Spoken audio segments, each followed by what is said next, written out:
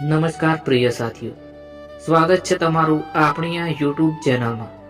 પ્રિય સાથીઓ, જીવનના દરેક ક્ષેત્રમાં, ચાહે वो સફળતા મેળવવાની હોય કે પછી જીવન જીવવાનું હોય કે પછી ડર, ગભરાહટ કે ચિંતાને દૂર કરવાની હોય, દરેક ક્ષેત્રમાં ધ્યાન, એકાગ્રતા અને પૂરી શક્તિથી જાણે બ્રહ્માસ્ત્રનો પ્રહાર કર્યો હોય એ રીતે ખૂબ જ ઘાતક પ્રહાર કરો। જોઈએ કેવી સફળતા નથી મળતી। દરરોજ મહેનત કરો, દરરોજ કોશિશ કરો। સફળતા દરરોજ નથી મળતી, પણ એક દિવસ જરૂર મળે છે। પ્રિય મિત્રો, તમને જો આ પ્રેરણાદાયક વિડીયો સ્ક્રિપ્ટ પસંદ આવે તો અમારો આગ્રહ છે કે વિડીયોને લાઈક કરો, શેર કરો અને ચેનલમાં જોડાવાનું ભૂલતા નહીં। અમે તમારા માટે દરરોજ આવા પ્રેરણાદાયક અને જ્ઞાનવર્ધક વિડીયોઝ લાવતા રહીએ છીએ। તો ચાલો આજની દિવ્ય યાત્રાની શરૂઆત કરીએ। પ્રિય મિત્રો, શાંતિથી બેસો, થોડી ક્ષણ આંખો બંધ કરો, એક ઊંડો શ્વાસ લઈ લો અને અનુભવ કરો કે તમે અહીં છો, આ ક્ષણમાં છો। હું તમને કોઈ ઉપદેશ આપવા નથી આવ્યો, હું તમને તમારો ભૂલાયેલો બળ, તમારી ભૂલાયેલી શક્તિને યાદ અપાવવા આવ્યો છું। જીવનમાં દરેક માણસ કંઈક મેળવવા માટે દોડે છે। કોઈ શાંતિ શોધે છે, કોઈ સફળતા શોધે છે, કોઈ ડરથી મુક્તિ શોધે છે, કોઈ ચિંતા અને ગભરાહટમાંથી બહાર આવવાનો રસ્તો, કોઈ ડિપ્રેશનમાંથી બહાર આવવા માંગે છે, તો કોઈ જીવન જીવતા શીખવા માંગે છે। પણ પ્રિય મિત્રો, એક વાત સમજી લો, માર્ગ અલગ અલગ હોઈ શકે, મંજિલ અલગ અલગ હોઈ શકે, પણ પહોંચવાનો નિયમ એક જ છે: ધ્યાન, એકાગ્રતા અને પૂરી શક્તિથી મહેનત। જ્યાં ધ્યાન નથી ત્યાં જીવન વેરાયેલું હોય છે, જ્યાં એકાગ્રતા નથી ત્યાં શક્તિ વેડફાઈ જાય છે, અને જ્યાં પૂરી શક્તિથી મહેનત નથી ત્યાં ભાગ્ય પણ મૌન રહી જાય છે। હું કુરુક્ષેત્રમાં અર્જુનને કહ્યું હતું, અર્થાત શ્રી કૃષ્ણએ કહ્યું હતું, એ ફક્ત યુદ્ધ માટે ન હતું, એ જીવન માટે હતું। અર્જુન પણ તારી જેમ હતો, ડર હતો, ગભરાહટ હતો, મન અસ્થિર હતું, ચિંતા હતી, આગળ શું થશે એનો ભય હતો। અને આજે તું પણ એવું જ કંઈક અનુભવી રહ્યો છે ને? ક્યારેક મન કહે છે, હું આ કરી શકીશ નહીં, મારું જીવન સાચી દિશામાં છે કે નહીં, મને સફળતા મળશે કે નહીં? પ્રિય, જ્યારે આ પ્રશ્નો આવે ત્યારે તમે કમજોર નથી, તમે જાગૃત થતા હો છો।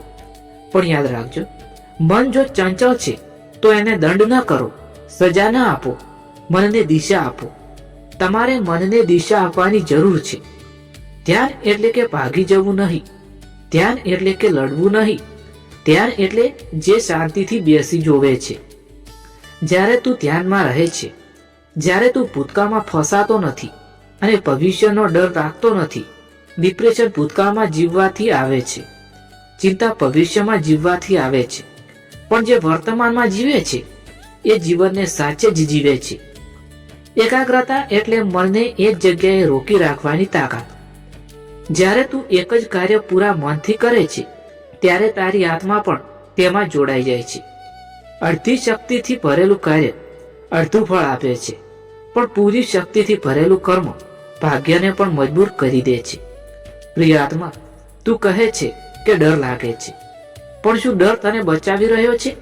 ના, ડર તને રોકી રહ્યો છે। તું કહે છે કે ચિંતા છે, પણ ચિંતા તારો માર્ગ બતાવે છે? ના, ચિંતા તને થાકવી નાખે છે।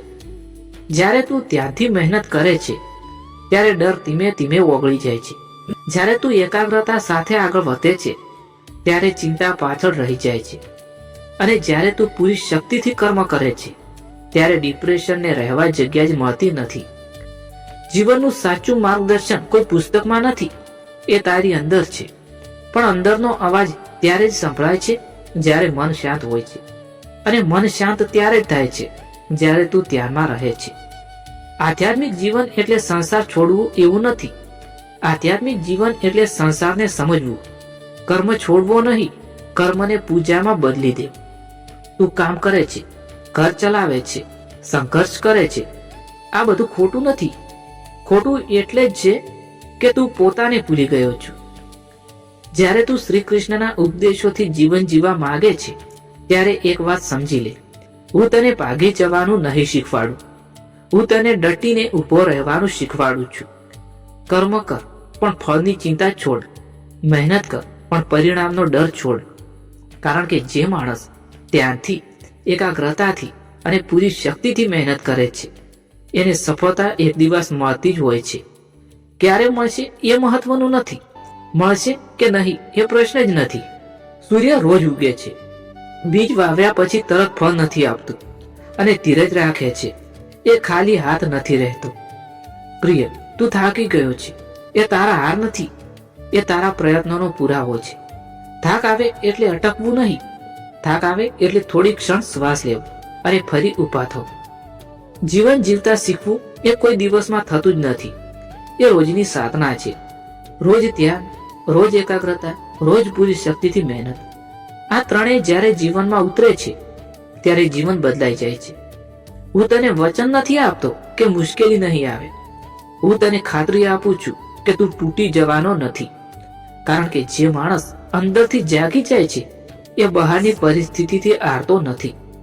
અત્યારે માત્ર એટલું જ કર, આ એક નિર્ણય કર: હું ડર હોવા છતાં આગળ વધીશ, હું ચિંતા હોવા છતાં મહેનત કરીશ, હું ધ્યાન અને એકાગ્રતાથી જીવન જીવીશ, અને હું પૂરી શક્તિથી કર્મ કરીશ. બાકી બધું હું સંભાળી લઉં છું. યાદ રાખ, તું એકલો નથી, તું જ્યાં છે હું ત્યાં છું. શાંત રહેજે, મજબૂત રહેજે અને વિશ્વાસ રાખજે. એક દિવસ સફળતા જરૂર મળશે. ધન્યવાદ. જય શ્રી કૃષ્ણ, જય શ્રી મહાકાળી માં, જય શ્રી સતી માં, જય શ્રી ગોગાજી મહારાજ.